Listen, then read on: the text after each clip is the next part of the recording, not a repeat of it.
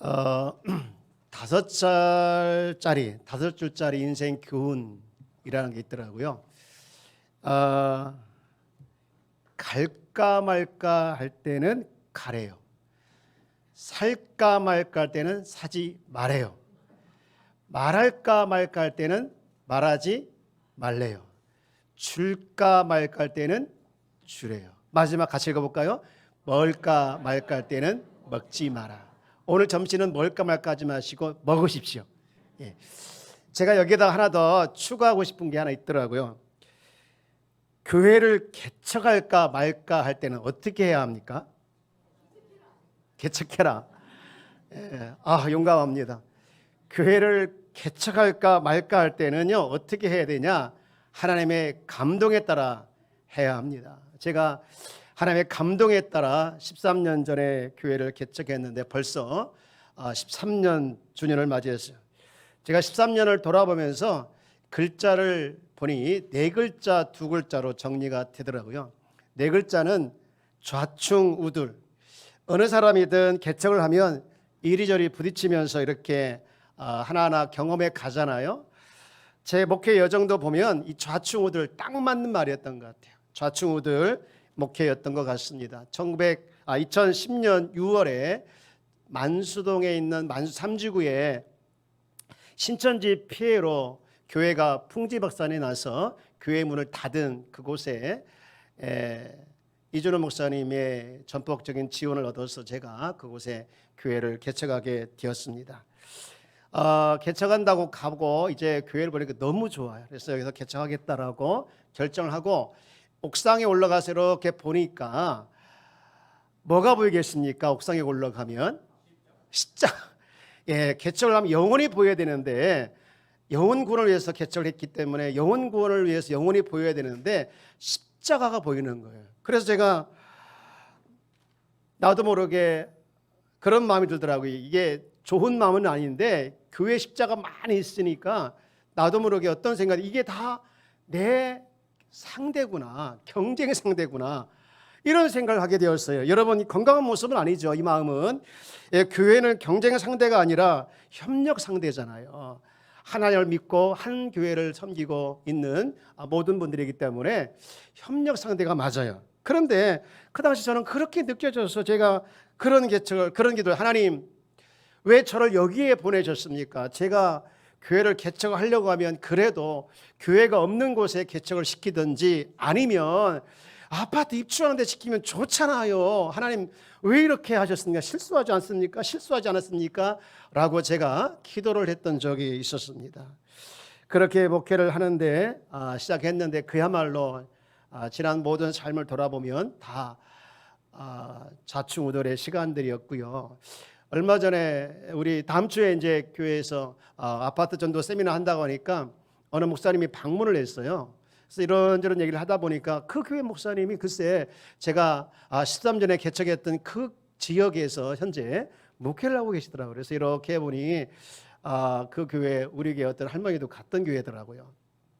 그래서 한 해 목사님하고 얘기를 하다 보니 그 목사님도 역시 목회 여정이 좌충우돌이었다라는 얘기를 하면서 야, 이게 목회가 진짜 나만 그런 게 아니라 모든 사람이 개척을 하면 이 좌충우돌이 맞구나 그런 생각을 하게 됐던 시간이었습니다. 그러면서 두 글자라도 정리하면 어떤 것 같습니까? 두 글자.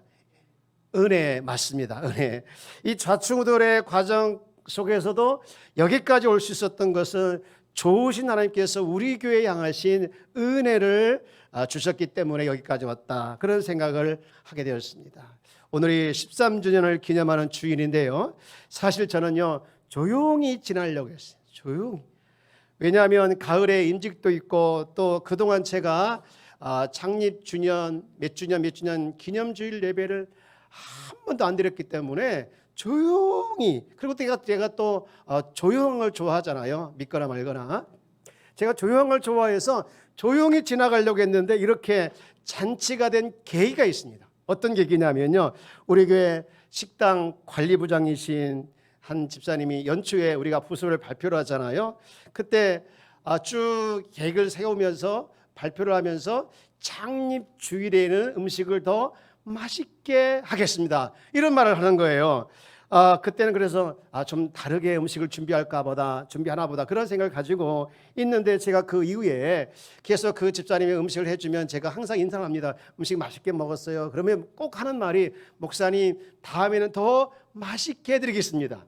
다음에는 더 맛있게 했습니다. 그 집사님 생각하는 다음하고 내가 생각하는 다음이 다르더라고요. 제가 생각하는 다음은 언제냐면 창립주일이에요. 그 집사님 생각하는 다음에 음식 할 때이지만, 우리 집사님이 다음에는 꼭 창립 13주년 기념주일에는 음식을 엄청 많이 준비할 것 같은 그런 불길한 예감이 오는 거예요.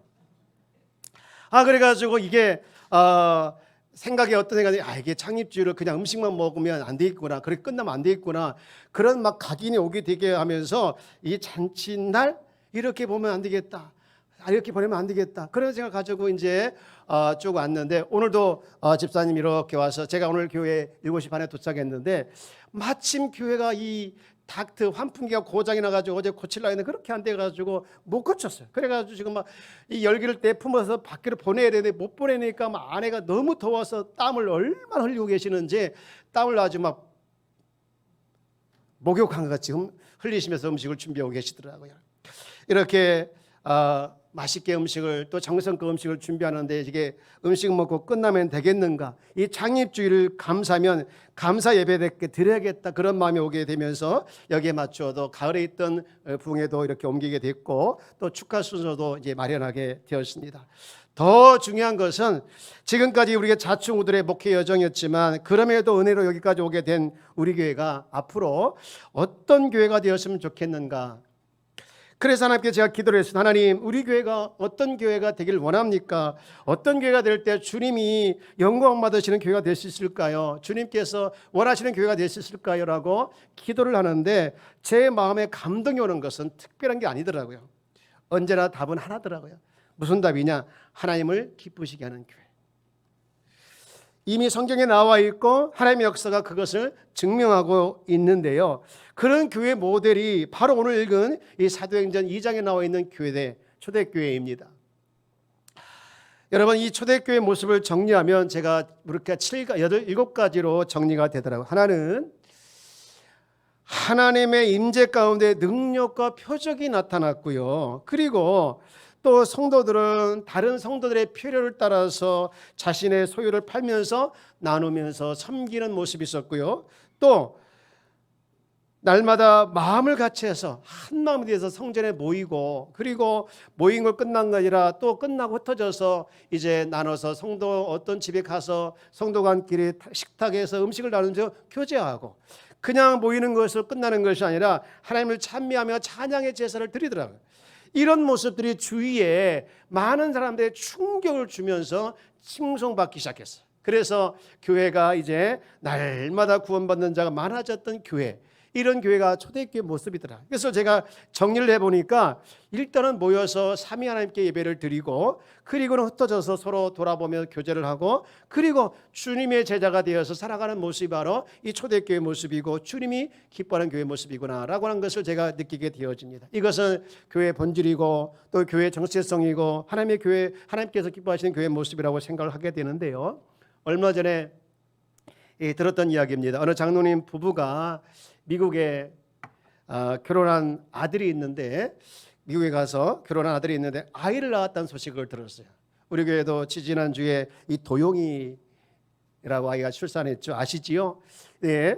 이 부부를 보니까 이 산모가 아이를 낳은 얼마 있다가 이 산후조리원에 가서 도움을 받아서 몸을 회복하더라고요.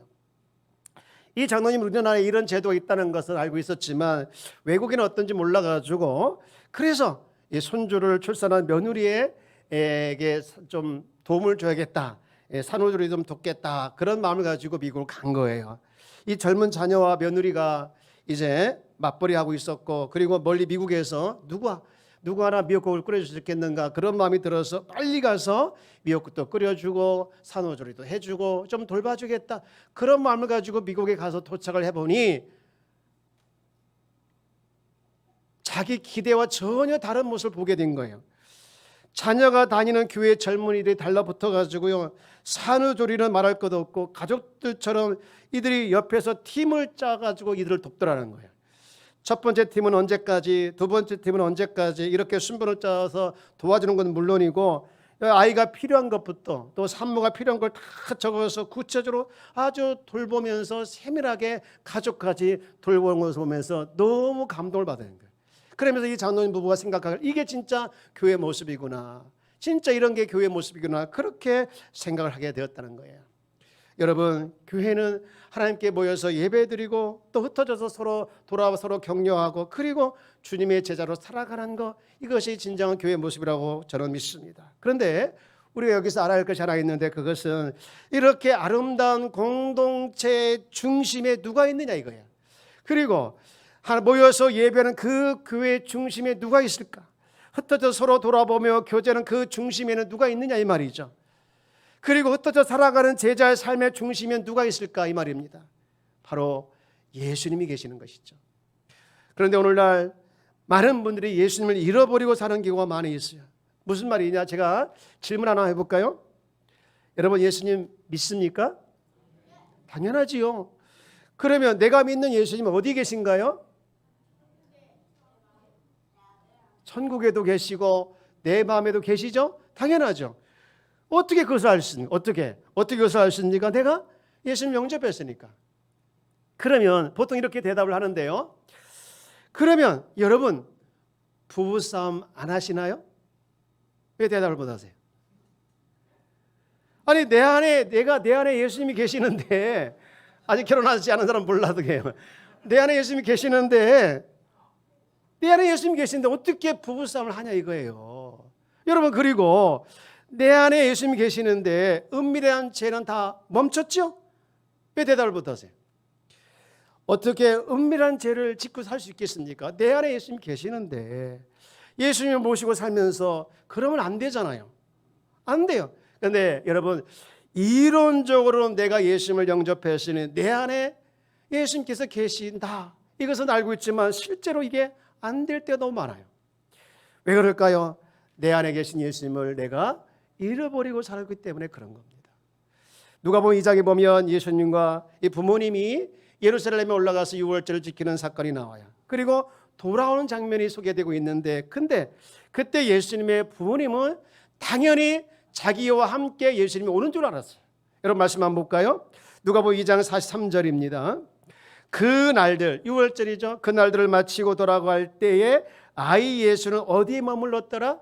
예루살렘에 머물렀더라. 지금 부모님은 예루살렘에서 갔는데 혼자 남은 거죠. 그 부모는 이를 알지 못했더라.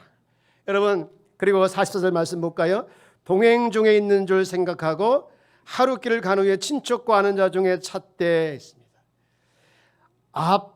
아마 예수님 어머니는 생각하기를 아버지 옆에 있는 줄 알았겠고, 반대로 아버지는 엄마 옆에 있었겠지 하면서 서로 미루면서 신경을 안 썼던 것 같아요. 그러면서 함께 오는 것으로 착각했을 것이라고 생각이 되는데, 2020년 2월달 이 광풍처럼 불어오는 코로나를 겪으면서 교회를 향한 중요한 질문 하나 던져졌죠. 교회를 살아있게 하는 것이 뭐냐, 그것이 없으면 안 되는 것이 뭐냐, 이런 심각한 질문을 던지면서 얻은 답이 뭐냐, 그것은 바로 예수입니다. 지난 3년간을 돌아보면서 교회는 건물도 아니고 프로그램도 아니고 봉사와 구제도 아니라는 것을 우리가 뼈저리게 느꼈잖아요.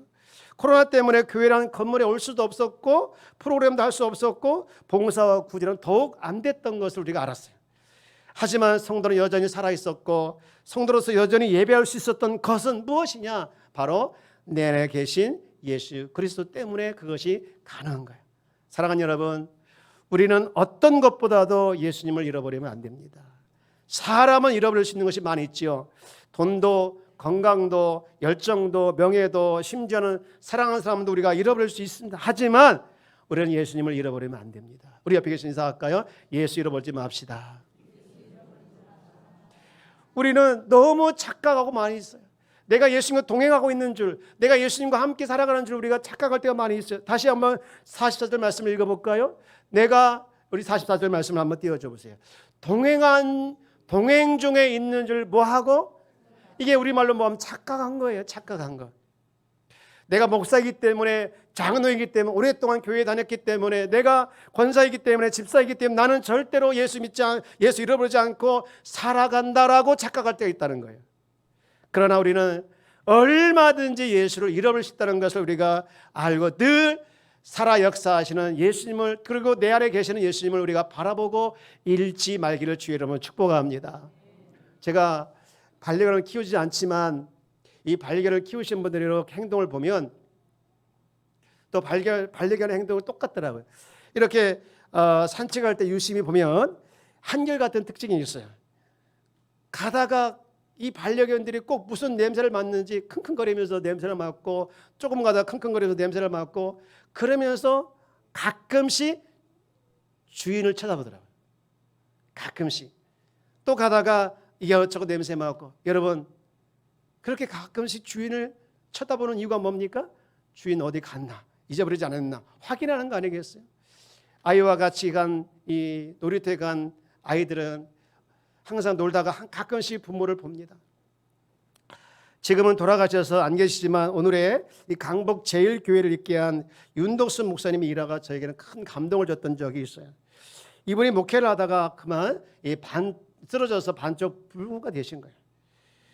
이제는 목회를 못했다는 줄 알았는데 장로님들이 얼마나 목사님을 위해서, 또 모든 성도가 목사님을 위해서 얼마나 이 지극정성 기도하고 또 돌보고 살피는지, 한 번은 장로님들이 목사님을 조금 이제 회복시키니까 걷게 해야겠다, 그런 마음을 가지고 목사님 모시고 이제 바닷가에 가신 거예요. 그래서 모래 위를 걷게 하셨는데 이게 오랜만에 걸으려고 안 되잖아요. 그런데 장로님들의 권면에서 목사님이 한 발짝 걸었어요. 마치 이제 갓 발을 띈 그 아이를 둔 부모가 아이가 한 발짝 뛰면 막 좋아서 죽잖아요. 그리고 박수 치면서 아이 한번 걸어봐 또 걸어봐 하면서 막 이제 격려하면서 걷게 하잖아요. 그것처럼 장로님들이 그 목사님 한 발 걸으니까, 목사님 너무 잘하셨습니다, 목사님 한 번만 더 걸어보십시오, 목사님 힘을 내서 조금만 더 걸어보십시오, 그렇게 막 목사님을 칭찬해 주시고 격려해 주니까 이 목사님이 그 칭찬에, 그 격려에 힘을 얻어서 또 어렵지만 한 발을 걷는 거예요.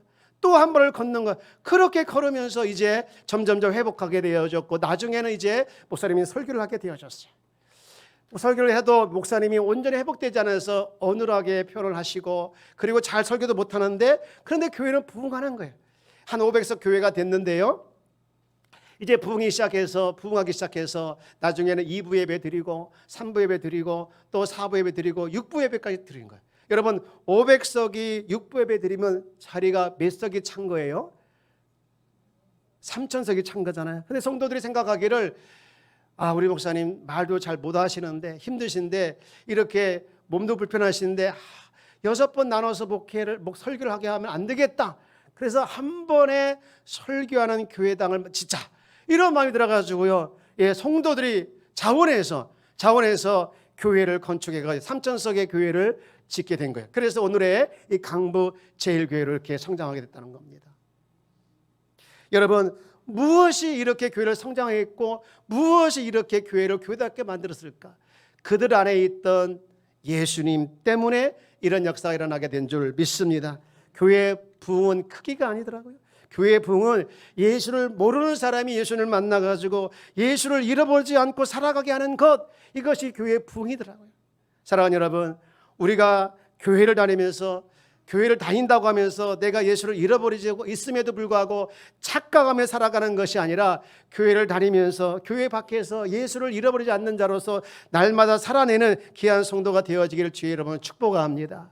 교회의 중심은 누굴까요? 예수님입니다. 내 중심은 누굴까요? 예수님입니다. 여러분, 이 중심 되시는 예수 그리스도, 주인 되신 예수 그리스도 잃어버리지 않는 귀한 성도가 되어지기를 주의 여러분 축복합니다. 고린도후서 4장 7절 말씀에 보면 이런 말씀이 있어요. 우리가 이 보배를 질그릇에 가졌으니, 이 보배가 누굴까요? 예수님이에요. 질그릇은 누굽니까? 우리입니다. 이 질그릇 안에 보배를 가진 자의 특징이 나오는데 8절 말씀에 이런 말씀이 있어요. 우리 한번 8절 말씀을 같이 읽어볼까요? 시작. 우리가 사방으로 우겨쌈을 당하여 쌓이지 아니하며 답답한 일을 당하여도 낙심하지 아니하며 사방으로 우겨쌈을 당하여도 쌓이지 아니한 일, 또 답답한 일을 당하여도 낙심하지 않는 일, 이것이 뭡니까? 어떤 사람이 가능한 겁니까? 질그릇에 보배를 가진 사람, 다시 말해서 내 안에 있는 예수님 때문에, 예수의 능력 때문에 살아간 사람들은 이런 일이 벌어진다는 것이죠. 여러분, 7절의 사람이 여러분일 뿐만 아니라 8절의 능력이 여러분이 되어지길 주 여러분 축복합니다. 우리 한번 이렇게 한번 선포해 보세요. 나는 결단코 예수를 잃어버리지 않겠다. 여러분, 이 선포와 결단이 실제가 되길 주 여러분 축복합니다. 그런가 하면 주님께서 좋아하는 교회, 주님께서 기뻐하는 교회가 또 하나 있는데 그거 뭐냐? 이 교회를 향하신 사명을 잃어버리지 않는 거예요. 여러분, 우리 교회에 주신 큰 사명은 뭘까요? 가장 큰 사명이 뭘까요? 잃어버린 영혼들을 구원하는 일입니다. 우리 교회는 그래도 열심히 전도하려고 합니다. 꾸준히 전도하려고 합니다. 이게 전도를 하면서 느끼는 게 뭐냐면요, 사람들이 교회를 찾을 때 전도하는 교회를 찾더라고요. 물론 관계 전도를 통해서 오기도 하지만 복음을 전하는 교회는 부흥이 일어나고, 더 중요한 것은 전도하는 개인의 인생을 하나님께서 부흥시키더라는 거예요. 왜 그럴까요? 그 일을 위해서 주님께서 오셨기 때문에 그렇습니다. 한 번은 베드로와 요한이 성전으로 기도하러 가는데 성전 문 앞에서 어떤 구걸하는 사람을 만납니다. 그 구걸하는 사람이 먼저 그들을 보면서 와보라 와보라 막 소리를 치는 거예요. 우리를 보라 막 소리를 치는 거예요. 그게 왜 소리쳤습니까? 우리 쳐다보시고 우리가 좀 돈 좀 주세요, 좀 뭐 좀 주세요 라고 구걸하는 거 아니겠어요? 그때 이 베드로가 그에게 외친 복음이 있습니다. 여러분, 사도행전 3장 6절 말씀 볼까요? 베드로가 이르되 네가 원하는 은과 금은 내게 없지만 내게 있는 이것 뭐냐? 나사렛 예수를 이름을 준다. 그러면서 7절에 이렇게 합니다. 우리 7절 말씀 같이 읽어볼까요? 시작. 오른손을 잡아 일으키니 발과 발목에 곧 힘을 얻고 8절이요. 뛰어서서 걸으며 그들과 함께 성전으로 들어가면서 걷기도 하고 뛰기도 하며 하나님을 찬송하니. 지금 이 사람은 육신의 배고픔을 위해서 간절히 갈구했지만 베드로는 그에게 복음을 줬더니 영적인 배고픔도 해결되어지고 육적인 배고픔까지 해결되는 놀라운 축복이 일어나게 된 줄 믿습니다. 우리 주위에도 이렇게 와보라 살려달라고 하는 사람이 너무 많아요. 겉으로는 평안해 보이지만 그 속은 죽어가는 사람이 너무 많습니다. 현실적으로도 죽고 싶고 그리고 영적으로도 죽어가고 있는 사람이 많아요. 제가 얼마 전에 이런 기사를 봤는데 차에서 아기가 거품을 몰고 죽은 기사가 나왔어요. 무슨 내용이냐면요, 엄마 아빠가 아이를 데리고 야구장에 간 거예요. 야구 보러. 근데 이렇게 도착해 보니 아이가 잠을 자고 있어요. 이 잠자는 아이 깨우기가 좀 그래서 그냥 좀 차에서 재우자. 그래서 부모님은 야구장에 들어갔고 아이는 그 안에 놔둔 거예요. 그런데 야구가 여러분 한두 시간에 끝납니까? 오래 하잖아요. 이 아이가 그 차 안에서 잠이 깬 거예요. 깨가지고 보니까 엄마가 없는 거예요. 아빠가 없는 거예요. 그래가지고 어떻게 할지 몰라가지고 막 울고 살려달라고 소리치고 했는데, 얼마나 살려달라고 소리쳤는지 그 소리를 지르다가 그만 거품을 물고 죽은 거예요. 얼마나 살고 싶었을까요? 얼마나. 그래서 살려달라고 그 아이의 부르짖음에 아무도 듣지 않았습니다. 심지어 부모도요.